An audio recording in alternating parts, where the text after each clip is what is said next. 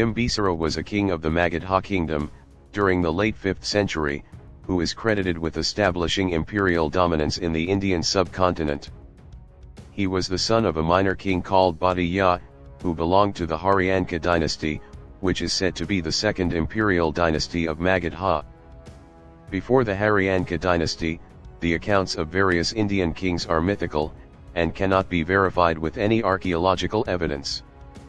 The political conflict among the Mahajanapadas ultimately led to the emergence of Magadha as the most powerful state, at the center of a vast empire. The 16 Mahajanapadas are the great kingdoms. Some were republics ruled by a committee, while others were monarchies ruled by a dynasty.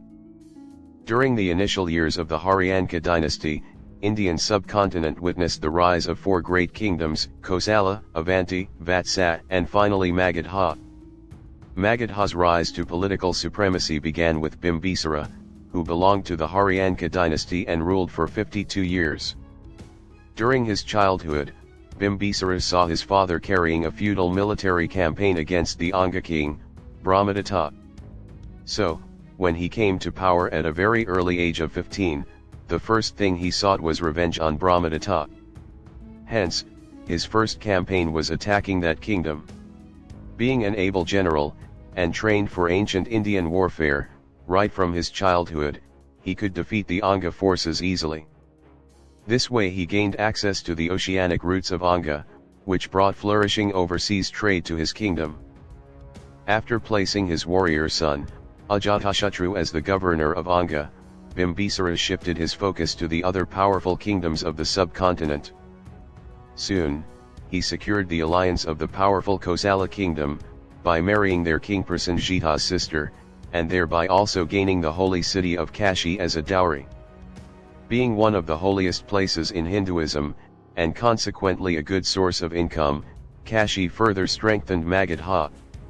Next, Bimbisara married a Likavi princess, Chelana, daughter of one of their kings Chitaka, from the powerful consideration of the Vrajis. With his position strengthened, Bimbisara set his eyes on the most powerful kingdom of that time, Avanti. But even after several battles, neither Bimbisara nor King Pradyota emerged victorious. This deadlock would also continue during Ajatashatru's reign. Bimbisara soon formed a friendship with King Pradyota. Buddhist sources also state that, when King Pradyota once fell ill, it was Bimbisara who sent his royal physician Jivaka, and got him treated to recovery. Though Bimbisara's conquests and military exploits were limited, his greatest achievement was the system of government and administration established during his rule.